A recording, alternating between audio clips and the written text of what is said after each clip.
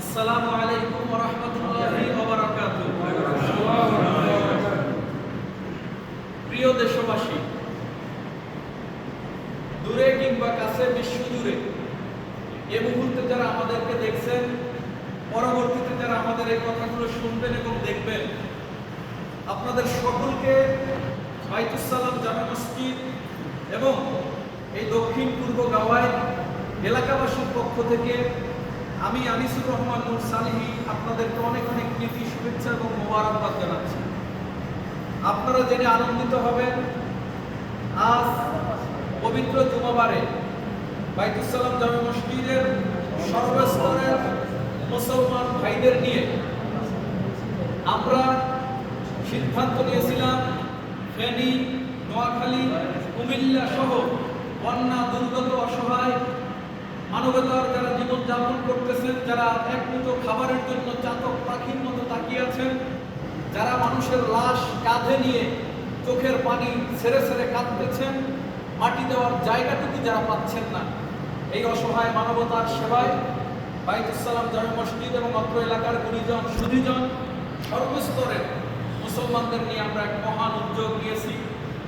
জুমা থেকে নিয়ে অদ্যাবধি পর্যন্ত এর আপডেট হচ্ছে, এ পর্যন্ত আমাদের কাছে নগদ ১,২৯,৪36 টাকা, এর সাথে বিকাশ মারফত আরো ৫ থেকে ৬,০০০ টাকা যুক্ত করে প্রায় ১,৩৫,০০০ টাকা আমরা নগদ আমাদের কাছে পেয়েছি। সকলে করেন আলহামদুলিল্লাহ।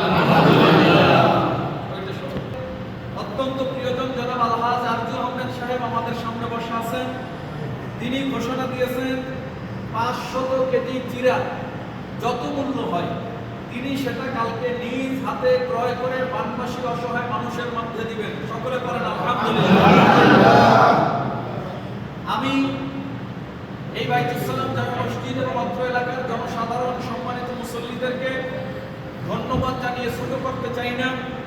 আমি এবং এই আয়োজনে যারা যেভাবে সহযোগিতার হাত বাড়িয়েছেন, সকলের প্রতি আমি গভীর কৃতজ্ঞতা প্রকাশ করছি এবং আপনাদের কাছে, পুরো দেশবাসীর কাছে আমরা বন্যা দুর্গত অসহায় মানুষদের জন্য দোয়া চাই এবং আমরা যে উদ্যোগ নিয়েছি, আমরা যাতে এই আয়োজনটুকু সঠিকভাবে আমরা যাতে বনবাসী বন্যা দুর্গত মানুষদের মাঝে পৌঁছে দিতে পারি, আল্লাহ যেন সেই তৌফিক আমাদের দান করেন করি আমিন।